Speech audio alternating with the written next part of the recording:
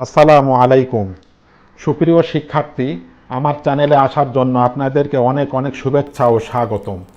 তো ভিউয়ার্স, আজকে Microsoft Excel প্রোগ্রামের পার্ট 39 তথা ইনসার্ট মেনুর টেবিলস গ্রুপের পিভট টেবিল ক্রিয়েট ও তার ইউজ নিয়ে আলোচনা করব। আপনি যদি আমার আগের ভিডিওগুলি না দেখে থাকেন তাহলে অবশ্যই দেখে নেবেন। দেখার জন্য যে কোনো একটি ব্রাউজারে এসে ইউটিউবে এসে সার্চে যদি লেখেন AM ডিজিটাল চ্যানেল, তাহলে আমার এরকম একটি লোগো দেখতে পাবেন। উক্ত লোগোতে ক্লিক করলে আমার এই চ্যানেলের ভিতরে নিয়ে আসবে। সেখানে ভিডিওসে ক্লিক করে আপনি আমার সকল ভিডিও দেখে নিতে পারেন। আর এই ভিডিওর আই বাটনে ক্লিক করেও আপনি আমার আগের পর্বটি দেখে নিতে পারেন। চলুন কথা না বাড়িয়ে কাজ শুরু করা যাক। তো আমি ডেস্কটপে থাকা এক্সেল ফাইলে ডাবল ক্লিক করে ফাইলটিকে আমরা ওপেন করলাম। তো এখানে আজকে আমি একটি কোম্পানির কিছু কাল্পনিক তথ্য আমি আগে থেকে লিখে রেখেছি যাতে ভিডিওর লেন্থ কমানো যায়। তো আজকের এই ভিডিওটি অনেক গুরুত্বপূর্ণ। আপনি যদি স্টুডেন্ট বা চাকরিজীবী হয়ে থাকেন তাহলে এই ভিডিওটি আপনার অনেক কাজে লাগবে। তো প্রথমে আমাদেরকে জানা দরকার যে পিভট টেবিল কি। তো পিভট টেবিলের বিষয়ে উইকিপিডিয়া থেকে একটি সংজ্ঞা আমি পেয়েছি।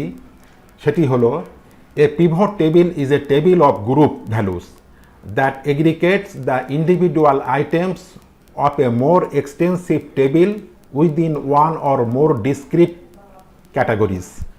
অর্থাৎ একটি পিভট টেবিল হলো গোষ্ঠীবদ্ধ মানগুলির একটি টেবিল যা এক বা একাধিক বিচ্ছিন্ন বিভাগের মধ্যে আরও বিস্তৃত টেবিলের পৃথক আইটেমগুলিকে একত্রিত করে। তো পিভট টেবিলের মাধ্যমে এক্সেল প্রোগ্রাম দিয়ে তৈরি অনেক ডেটাকে চাহিদা মতো ব্যবহার করে রিপোর্ট করা যায়। আবার পিভট টেবিলের মাধ্যমে রোয়ের ডাটাকে কলামে, কলামের ডাটাকে রোয়ের সাপেক্ষে নিয়েও বিভিন্ন রিপোর্ট তৈরি করা যায়। তো আমাদের আজকে এই ডেমো একটি ফাইল আমি তৈরি করেছি, ওয়ালটন কোম্পানি লিমিটেড। তো আমাদের এখানে সেলসম্যান রয়েছে 3 জন, স্বপন, রতন, মালেক। প্রোডাক্ট রয়েছে 3টি, টিভি, রেডিও, ভিসিআর। ডিস্ট্রিক্ট রয়েছে 3টি, ঢাকা, খুলনা, বরিশাল। আর মান্থ হলো জানুয়ারি, ফেব্রুয়ারি, মার্চ। অর্থাৎ আমাদের এই এক্সেল ফাইলে একটি কোম্পানিতে বিভিন্ন সেলসম্যান বিভিন্ন সময়ে বিভিন্ন ইলেকট্রনিক্স যন্ত্রপাতি বিক্রয় করেছেন। তো এখানে আমরা বাহির করব কে কোন মাসে কত বিক্রয় করেছেন, তা আমরা পিভট টেবিলের মাধ্যমে রিপোর্টটি বের করব। তো সেটি করার জন্য প্রথমে আমাদেরকে এই ইনসার্ট ক্লিক করে পিভট টেবিল, এখানে যদি আমরা ক্লিক করে পিভট টেবিল ক্লিক করি তাহলে এরকম একটি ডায়লগ বক্স আসবে। এই ডায়লগ বক্সের প্রথমে রয়েছে select A table or range. আমাদেরকে প্রথমে একটা রেঞ্জ নির্ধারণ করে নিতে হবে। তো সেই জন্য আমরা এভাবে করে মাউস টেনে আমাদের যতটুকু দরকার আমরা এভাবে সিলেকশন করে একটা রেঞ্জ আমরা নির্ধারণ করে নিলাম। তারপরের অপশনে লেখা আছে use an external data source.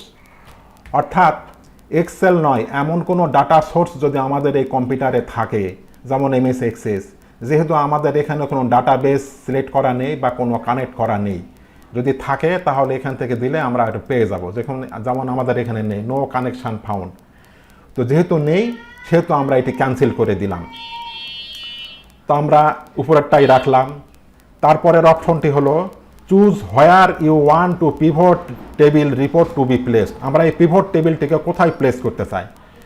যদি আমরা এক্সিস্টিং ওয়ার্কশিট, অর্থাৎ যেই ওয়ার্কশিটেই আমরা আছি, আমরা যদি এখানেই রাখতে চাই, যদি আমরা এখান থেকে ওকে করে দিই তাহলে আমরা এখানে এই পিভট টেবিলটি পেয়ে যাব। আর না চাইলে আমরা এখান থেকে ব্যাকে আসলাম। ব্যাকে আসার পরে আমরা যদি নতুন টেবিলে নিতে চাই তাহলে এখান থেকে পিভট টেবিল ক্লিক করে নিউ ওয়ার্কশিট। তো নিউ ওয়ার্কশিট এখানে আমরা সিলেকশন করে এখান থেকে আমরা রেঞ্জটি, এখানে আমরা কার্সর নিয়ে আসে এখান থেকে আমরা রেঞ্জটি নির্ধারণ করে দিলাম।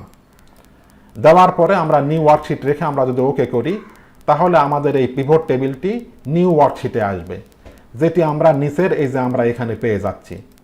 এটা হলো আমার ডেমো ফাইল আর এটি হলো পিভট টেবিল ফাইল। তো এখন আমাদেরকে এই পিভট টেবিলের এই স্ট্রাকচারটি আমরা লক্ষ্য করি। ডান দিকের বক্সে এই ফিল্ডগুলোর নাম দেখা যাচ্ছে এবং বাম দিকে পিভট টেবিলের গঠন দেখা যাচ্ছে। অর্থাৎ আমাদের এই যে ডেমো ফাইলে দেখেন উপরে রয়েছে যে আমাদের যে লেবেলগুলি ফিল্ডগুলি যেমন সেলসম্যান, আইটেম, তারপর টাকা, ডিস্ট্রিক্ট, মান্থ, আমাদের এই পিভট টেবিলেও কিন্তু অনুরূপভাবে এটি অটোমেটিক চলে এসেছে। তো আমরা এই ফিল্ডগুলিকে আমাদের ইচ্ছা মতো যে কোনো এই 4টি বক্সে বসেও আমরা সাজিয়ে নিতে পারি। তো আমাদেরকে প্রথমে বুঝতে হবে যে আমরা কি রিপোর্ট চাচ্ছি। আমরা যে পিভট রিপোর্টটি তৈরি করব সেই অনুযায়ী আমাদেরকে সাজিয়ে নিতে হবে। তো যেমন আমরা চাচ্ছি প্রত্যেক সেলসম্যান কোন মাসে কোন জেলায় কোন আইটেম কত টাকায় বিক্রয় করেছে সেভাবে করে একটা রিপোর্ট বের করতে। তো সেটি করার জন্য আমাদেরকে যেমন এই সেলসম্যান মানুষের নাম রয়েছে, এই নামগুলি আমরা রাখবো রোতে। তো আমরা যদি এখানে যদি ক্লিক করে এইভাবে করে এই ফিল্ডটিকে টেনে এনে যদি এখানে আমরা দিয়ে দিই তাহলে এটি রো লেভেলে চলে আসবে এবং বাম পাশে এখানে আমাদের এটি শো করতেছে। আবার আমরা কি করব, এই আইটেম ফিল্ডকে আমরা রাখবো হলো কলামে, যে প্রত্যেকটা আইটেম এরকম কলামে থাকবে। তো আমরা এই আইটেমকে এনে আমরা এই কলামের লেভেলে দিয়ে দিলাম। তারপরে টাকাকে রাখবো আমরা ভ্যালুস, যেহেতু হিসাব নিকাশ এখানে গ্র্যান্ড টোটাল বের হবে, এটিকে আমরা রাখলাম হলো ভ্যালুসে। আর এই মান্থকে রাখলাম হলো আমরা এই কলামের এখানে রাখলাম, যে মাসগুলো এরকম কলাম আকারে দেখাবে। আর ডিস্ট্রিক্টকে আমরা রাখবো হলো ফিল্টারের ভিতরে, যেহেতু আমরা এখানে ফিল্টার করে করে কোন মাসের বা কোন প্রোডাক্টের তথ্য এগুলো আমরা দেখবো, এই জন্য আমরা এখানে ফিল্টারে রাখলাম। রাখার পরে দেখেন আমাদের বাম পাশে একটি পিভট টেবিল তৈরি হয়েছে, কেমন এলোমেলো মনে হচ্ছে। তো সেটি বোঝার জন্য আমরা যদি এখান থেকে এভাবে করে সিলেকশান করে আমরা যদি এখান থেকে এই যে হোমের এখান থেকে এসে আমরা এখান থেকে এই অল বর্ডার্স যদি দিয়ে দিই এরকম আসবে, এবং এগুলোকে আমরা মিডিল করে দিলাম। তাহলে দেখেন এখন কিন্তু আমরা বুঝতে পারছি। আবার এখানে ক্লিক করলে আমাদের এই পিভট টেবিলটি চলে আসবে। এখানে আমরা এই যে আমাদের যে সেলসম্যান 3 জন, স্বপন, রতন, মালেক, এখানে দেখেন আমাদের এই 3 জন রয়েছে। তারপর এখানে আমাদের প্রোডাক্ট রয়েছে টিভি, রেডিও, ভিসিআর। এই যে টিভি, রেডিও, ভিসিআর এটাও কিন্তু আমাদের এখানে আছে, দেখেন এই যে রেডিও, টিভি, ভিসিআর। তারপর এখানে আছে ডিস্ট্রিক্ট, ঢাকা, খুলনা, বরিশাল 3টি ডিস্ট্রিক্ট এখানেও রয়েছে। এই যে এখানে ডিস্ট্রিক্টের ভিতরে কিন্তু আমাদের এই 3টি ডিস্ট্রিক্ট রয়েছে। তারপরে এখানে রয়েছে আমাদের যেমন জানুয়ারি, ফেব্রুয়ারি, মার্চ, এখানেও কিন্তু আমাদের দেখেন জানুয়ারি, ফেব্রুয়ারি, মার্চ রয়েছে, সবগুলো রয়েছে। তো পিভট টেবিল এখান থেকে আমরা বিচার বিশ্লেষণ করে আমরা আমাদের সুবিধা মতন যে কোনো তথ্য বের করে এবং এগুলো আমরা প্রিন্ট করে নিতে পারি। তো এখন যদি আমরা এখানে আমরা দেখতে চাই যে মালেক, এখান থেকে যেমন মালেক কোন মাসে রেডিও আইটেমটি বরিশাল জেলায় বিক্রয় করেছে তার তথ্য আমরা দেখতে চাই। তো সেটি দেখার জন্য আমরা এখান থেকে এই ফিল্টারে যদি ক্লিক করে এখান থেকে সিলেক্ট অল, এখান থেকে আমরা এটিকে অফ করে দিয়ে শুধু মালিককে আমরা নির্ধারণ করে দিলাম। আর এখান থেকে আমরা এই প্রোডাক্ট, এই যে লেবেলসের এখানে যদি আমরা ক্লিক করি, এখানে আমাদের যে 3টি প্রোডাক্ট রয়েছে রেডিও, টিভি, ভিসিআর, আমরা এখান থেকে শুধুমাত্র রেডিওর তথ্যটি নিলাম, মালিকের রেডিওর তথ্য নিলাম। আর এখান থেকে আমরা সাপোজ মনে করেন যে বরিশাল জেলার তথ্য আমরা নিলাম। তাহলে শুধুমাত্র আমরা মালিকের তথ্যটি, মালিক সে রেডিও ফেব্রুয়ারি মাসে 50,000, মার্চ মাসে 12,000, এই মোট 62,000 টাকার সে লেনদেন করেছে, বিক্রয় করেছে, সেটি গ্র্যান্ড টোটাল আকারে দেখাচ্ছে। এটি আমরা চাইলে এই বাটনে ক্লিক করে প্রিন্টের এখানে ক্লিক করে প্রিন্ট প্রিভিউ যদি ক্লিক করি, আমরা এভাবে রিপোর্টটিকে আমরা আমাদের কম্পিউটারে যদি এই প্রিন্টার যদি অন করা থাকে বা প্রিন্টার যদি ইনস্টল করা থাকে, তখন আমরা এটিকে প্রিন্ট করে নিতে পারি। এখানে কন্ট্রোল পি যদি দেই তাহলে এরকমভাবে চলে আসবে। এখন যেমন আমার কম্পিউটারে ইপসন রয়েছে, তারপরে এখান থেকে মনে করেন কানুন রয়েছে, আমার যেটি দরকার এখান থেকে ক্লিক করে এখান থেকে ওকে করলে এই যে আমাদের এটি কিন্তু এখন প্রিন্ট হয়ে যাবে, আমাদের এটি প্রিন্ট হয়ে গেল। আবার না চাইলে আমরা ক্যান্সেল করে দিতে পারি। তো এখন আমরা এভাবে কিন্তু আমরা আরও অন্যান্য সকল তথ্য আমরা বের করতে পারি।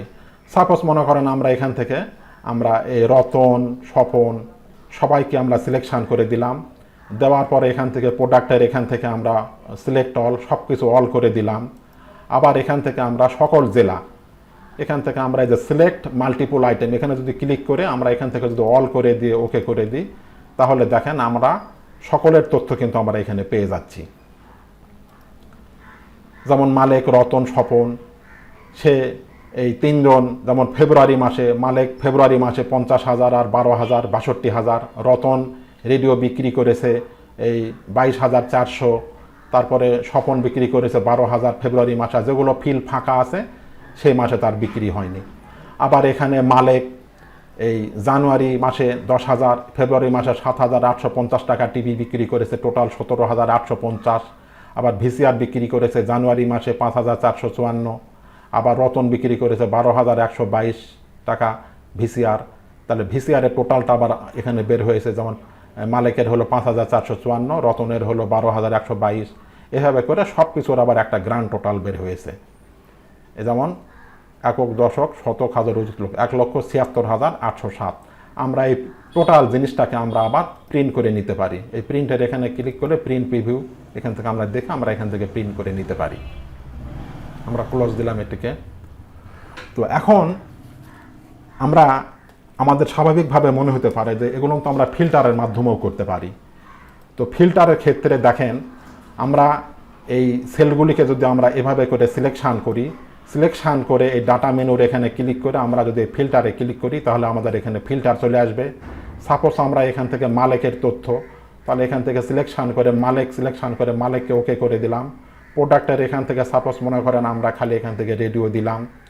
আবার ডিস্ট্রিক্টের এখান থেকে আমরা শুধুমাত্র ডিস্ট্রিক্টে রাখলাম বরিশাল। তাহলে এভাবে মালিকের তথ্য দেখতে পাচ্ছি। আবার এখান থেকে যদি আমরা এই অল সিলেক্ট করে দেই, তাহলে আমরা সকলের তথ্য আমরা পাচ্ছি। আবার না চাইলে আমরা এখান থেকে আমরা এটিকে ক্যান্সেল করে দিলাম। এখান থেকে আমরা ওকে করে দিলাম। এই প্রোডাক্টের এখানেও আমরা সব কিছু ওকে করে দিলাম। তারপরে এখান থেকে এসে আমরা সব ওকে করে দিলাম। দেওয়ার পর ফিল্টারে ক্লিক করে ফিল্টার আউট হয়ে যাবে। তো এখন কখন আমরা ফিল্টার ব্যবহার করব আর কখন আমরা পিভট টেবিল ব্যবহার করব, তো সেটি হলো এক্সেল ডাটাবেস হতে কোনো নির্দিষ্ট শর্ত সাপেক্ষে কোনো নির্দিষ্ট শ্রেণীর ডাটা খুঁজে বের করে আলাদাভাবে যখন প্রদর্শন করা দরকার হয়, তখন ডেটা ফিল্টার ব্যবহার করা হয়। আর পিভট টেবিল ব্যবহার করা হয় যে একটি এক্সেলের ডাটাবেস থেকে যখন বিভিন্ন বিষয়ের উপর বিচার বিশ্লেষণধর্মী রিপোর্ট তৈরি করা যখন দরকার হয়, তখন পিভট টেবিল রিপোর্ট ব্যবহার করা হয়। এবং এই পিভট টেবিল রিপোর্টের মাধ্যমে আমরা আরও বিস্তারিতভাবে অনেক কিছু আমরা করতে পারি।